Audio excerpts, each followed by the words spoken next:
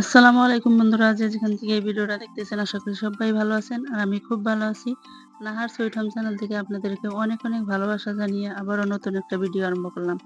বন্ধুরা, আমার সকালবেলা ঘরের হালত দেখেন আর সেটাই আপনাদের সাথে অল্প শেয়ার করে দিলাম। তারপর এই যে এই জায়গায় দেখতেছেন ফ্যান, আমাদের ঘরে একটা নতুন ফ্যান আনা হয়েছে, ভাবলাম আপনাদের সাথে শেয়ার করি। আর এই ফ্যানটা স্ট্যান্ড ফ্যান, খুবই ভালো ফ্যান, ভি গার্ডের একটা ফ্যান, আমাদের ইন্ডিয়ার আর কি একটা ব্র্যান্ডেড কোম্পানির ফ্যান। যেহেতু প্রচণ্ড গরম সেই জন্য আর কি ফ্যানটা আনা। আর এই ফ্যানটার কাহিনী আছে, ভিডিওর মাধ্যমে অবশ্যই বলবো। আর এই ফ্যানটা এখন এইভাবে ঢেকে রেখে দেবো, কারণ ধুলোগুলো তো সবসময় পড়ে। তারপরে আমি আমার সাংসারিক কাজ বাজগুলো করে নিব। তারপরে এই যে টেবিলের উপরে আমি মোবাইলটা সেটিং করে নিয়ে এই খেলনাগুলো তুলে নিব, কারণ আমার ছেলে একদম ঢেলে আর কি সবগুলো খেলনা এলোমেলো করে এই যে খেলছে এই জায়গায়। সেই খেলনাগুলো আর কি তুলে নিতেছি, আর আমি খেলনাগুলো এই ঝুড়িটার মধ্যেই রাখি। এদিকে ওদিকে ঢেলাঢেলি করে সেগুলোও তুলে নিলাম। ওই সাইডে কয়েকটা আছে, ওই কটা ওই যে রেখে দিব। রেখে দিয়ে এই যে ফ্যানটা এখন আমি সরিয়ে নিব, কারণ নাহলে এই ফ্যানটার সাথে বারবার এসে আর কি আমার ছেলে দুঃখ পাবো। সেটাই আর কি যে ওই রুমে রেখে দিলাম। তারপরে এই জায়গায় একটা তাওয়ালি ছিল, ওটা ভাঁজ করে নিতেছি। আর আলনার কাপড়গুলো অল্প এলোমেলো আছে, ওটা ঠিক করে নিতেছি। কারণ আমার ছেলে দৌড়ে দৌড়ে আসে আর কি, এসে এসে আলনাটা হাত দিয়ে ধরে, আর সেই জন্য এই যে অল্প স্বল্প কাপড়গুলো এলোমেলো হয়। আর তারপরে এই যে আমার বিছনাটার কাছে আসলাম। বিছনাটা যেহেতু সকালবেলা তোলা হয় নাই, খালি মশুরিটা তুলে রাখছিলাম। আর ছেলে যেহেতু ঘুমিয়ে আছিল সেই জন্য বিছনাটা তোলা হয়েছিল না। তারপরে যে এই বালিশ চারটা এক সাইডে এইভাবে এক গুট করে রেখে দিলাম। তারপরে সাদা বালিশ দুটো দেখতেছেন, ওই দুটো ওই রুমে রেখে দিব। আর খেতাটা শোকেসের উপরে রেখে দিলাম। আর এই যে এখন খেতাটাও ভাঁজ করে নিতেছি। আর এই যে দেখতেই পাচ্ছেন আমার ছেলে লাফালাফি দৌড়াদৌড়ি ক্যামেরার সামনে এসে এসে দেখতেছে। তারপরে যে বড় ছেলে যেহেতু লেখালেখি করছে রাপ খাতা, ওটা সরিয়ে নিলাম, নাহলে তো ছোট ছেলের হাতে বললে আর কি ছিঁড়ে ফেলবে। তারপরে এই যে আমার বিছানার কাছে আসলাম। বিছানাটা যেহেতু পেপার আছে সেই জন্য এলোমেলোটা বেশি হয়, আর সেগুলো এই যে টানাটানি করে খেতার টেতাগুলো টানাটানি করে নিলাম। এই সাইডটা অল্প টেনে নিব, কারণ ভালো করে টানাটানি করে এদিকে ওদিকে গুজে গুজে ঠিক না করলে ভালো থাকে না। যেহেতু বাচ্চা আছে ঘরে সেই জন্যই ব্যাড সাইড টেবিলের কাপড়টাও ফেলে দিছিল, ওটাও তুলে আর কি পেরে নিলাম। আর এই টেবিলের উপরে দেখতেছেন পানি ফেলছিল, সেটাই একটা ন্যাকড়া এনে মুছে নিতেছি। চেয়ারের উপরে ছেলের কাপড় খুলে রাখছিল স্কুল যাওয়ার টাইমে, আর সেগুলো সরিয়ে নিলাম। এখন আসবো ড্রেসিংয়ের সামনে। এই লেবু নোজার মেশিনটা দেখতেছেন, এটা আমার ছেলেকে গ্যাস দিতে লাগে, যেহেতু শরীরটা বেশি ভালো না, সর্দি জ্বর। এই ছেলের সাথে কথা বলতে বলতে কাজগুলো করে নিতেছি। এই প্যান্টটা ভাঁজ করে নিলাম, গামছাটা সরিয়ে নিব। আর ওইদিকে আমার হাজবেন্ড কাপড় খুলে দিয়ে গেছে, আর সেগুলো আমি এখন ভাঁজ করে নিব। আর এই আমার হাজবেন্ডের কাপড় এই আলনার মধ্যেই রাখি। আমার কাপড় আলনার মধ্যে রাখি না, যেহেতু ছেলে মানুষ একটা কাপড় নিতে আর কি সবগুলো এলোমেলো করে ফেলে। না হলে তো পুরাটা দিন আলনার পিছনেই আমার চলে যাবে, সেই জন্য আমার কাপড় আর এই জায়গায় রাখি না। তারপর হয়ে গেল আহ, মোটামুটি সবই আহ, করা। আর এখন আমি ঘরটাও ঝাড়ু দিয়ে নেব। বন্ধুরা, ওই যে উম, ফ্যানের বিষয়ে যে অল্প বলতে চাইছিলাম সেটাই বলি আর কি। যাওয়া বছর বহুদিন বলেছি আমার হাজবেন্ডকে যে একটা স্ট্যান্ড ফ্যান আনেন, যেহেতু একটা ফ্যান রেগুলার চালাইতে চালাইতে গরম হয়ে যায়, আর যখন এই ফ্যানটা অল্প বন্ধ করে রাখি তখন আর ঘরে থাকা যায় না। যেহেতু গাছপালা কিছুই নাই আর প্রচণ্ড গরম, তার মধ্যে টিনের ঘর, টিনের বেড়া, গরমটা একটু বেশি লাগে সেই জন্যেই। তারপর আনে নাই, এই বছরও কয়েকদিন বলেছি, তারপরে আনে নাই। আজকে আর কি আমার হাজবেন্ডের আর মহাজন সে গিফট করেছে। তাই আমার হাজবেন্ড বলছে, দেখো সব সময় সবুরের ফলটা মিঠাই হয়, মানুষ বলে যে। কারণ আমি যাওয়া বছর যদি আমি তোমার কথা শুনে ফ্যানটা আনতাম, তাহলে এবার এই ফ্যানটা দিয়ে কি করতে বলো। কারণ আমাদের ঘরে তো ওরকম মানুষ নাই অ্যাভেলেবেল, আর সব জায়গায় তো সিলিং ফ্যান আছেই, তাছাড়া একটা টেবিল ফ্যানও আছে। তাহলে এত ফ্যান দিয়ে কি করতা, যেহেতু আমি যাওয়া বছর আনি এবারও আনিনি। তারপরে দেখো আর কি ফ্রিতেই পেয়ে গেলাম, গিফট পেয়ে গেলাম, এত সুন্দর একটা বড় ভালো জিনিস গিফট পেলে আর কি খুবই ভালো লাগে। আর আমার হাজবেন্ডের মহাজন এরকম মাঝে মাঝে গিফট করে থাকে ভালো ভালো জিনিস, সেগুলা আপনাদের সাথে কথা বলতে, বলতে অনেকটাই কাজ এগিয়ে গেল। আমার ঘরটাও ঝাড়ু দেওয়া হয়ে গেছে। আর এগুলো মোছামুছি করে নিতেছি। আর ওই যে আলনার সাথে যে ড্রেসিংটা দেখলেন ওটা আমি প্রায় দিনই মুছি। কারণ আমার ছেলে সবসময় হাতাহাতি করে ময়লা বানিয়ে রাখে আরকি, ময়লা করে রাখে। সেটাই মুছে নিলাম। ফ্রিজটাও মুছে নিলাম যেহেতু ফ্রিজটা রেগুলার ইউজ করা হয়। তারপরে এই যে সাথে এটাও ঠিক করে নিলাম।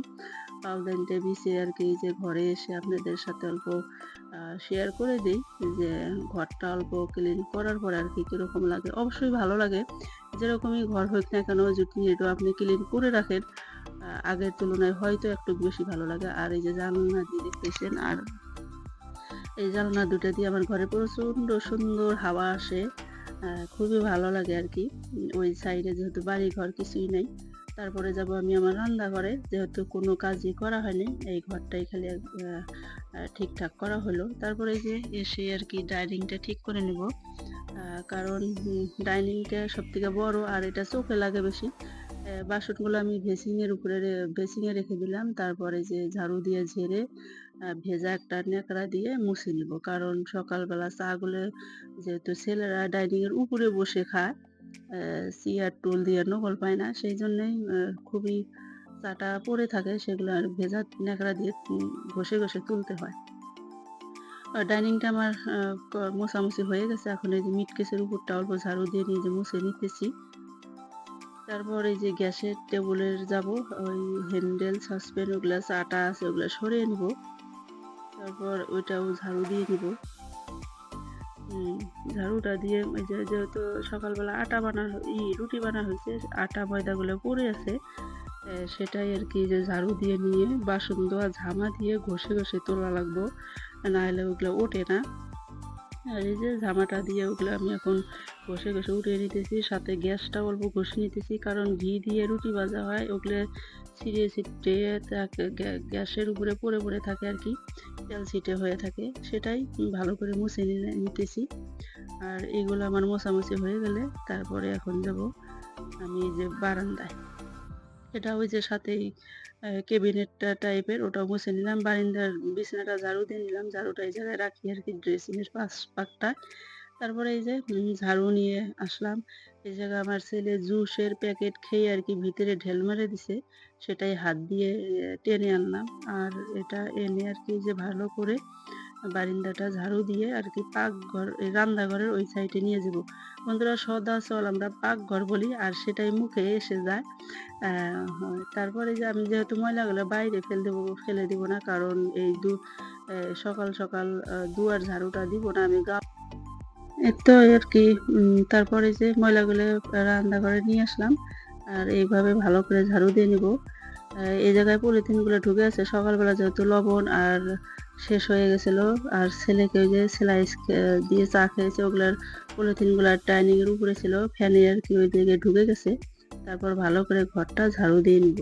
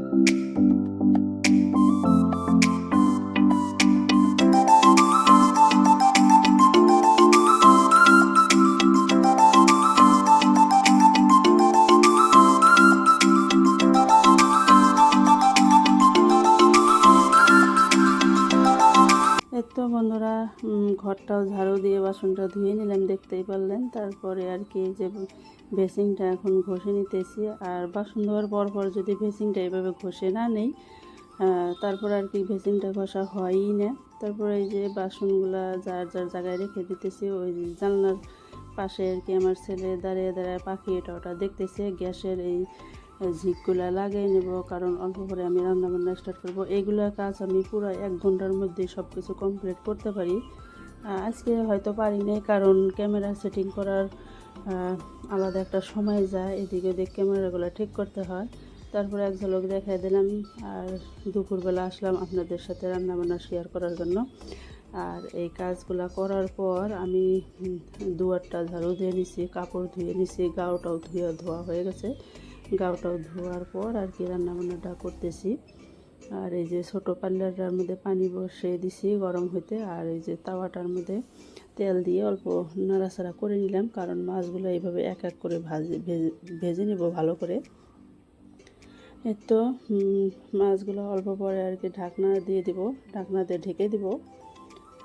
আর এই জায়গায় গরম পানিটাও হতে থাক। আর আমি এই যে ক্যামেরাটা অল্প ফাঁকে দিয়ে আপনাদের সাথে দেখাই দিই আমি কোন জায়গায় কীরকম করে আর কি মোবাইলটা সেট করি। ওই যে ড্রামটা দেখতেছেন, সাদা মুড়ির ড্রাম, আর সেটার উপরে আমি মোবাইলটা বসিয়ে ক্যামেরাটা সেটিং করে এই যে রান্নাবান্নাগুলো শেয়ার করি আপনাদের সাথে। মাছটা উল্টিয়ে দিতেছি। আর এখনও আমার আর কি পানিটা গরম হয় নাই।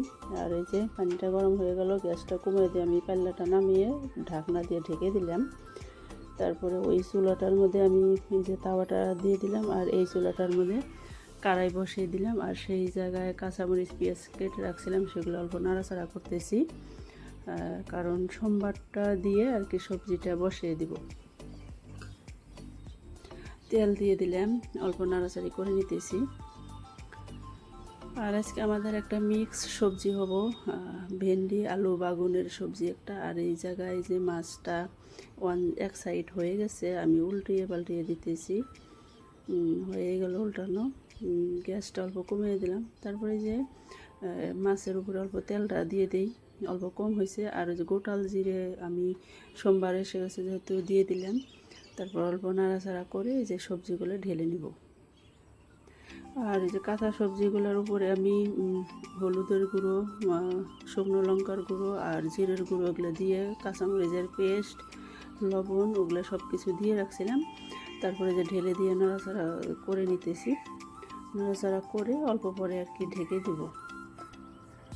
আর আমি এইভাবে সোমবার দিয়ে সবজি বানাই, অল্প সবজি যেহেতু, অল্প সবজি এইভাবে সোমবারটা দিয়ে বানিয়ে নিলে আর কি ভালো হয়।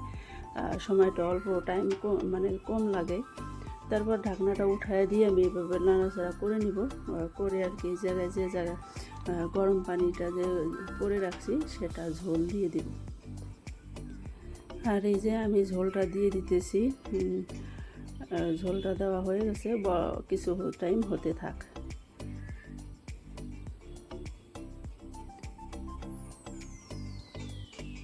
তারপরে যে নাড়াচাড়া করে নিলাম, বলক উঠে গেছে। আর ভাজা মাছগুলো দিয়ে দিব।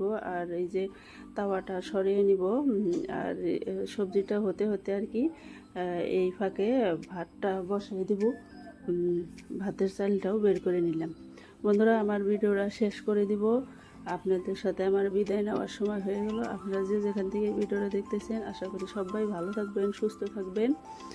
আপনাদের সাথে আমার অনেক অনেক ভালোবাসা রইল।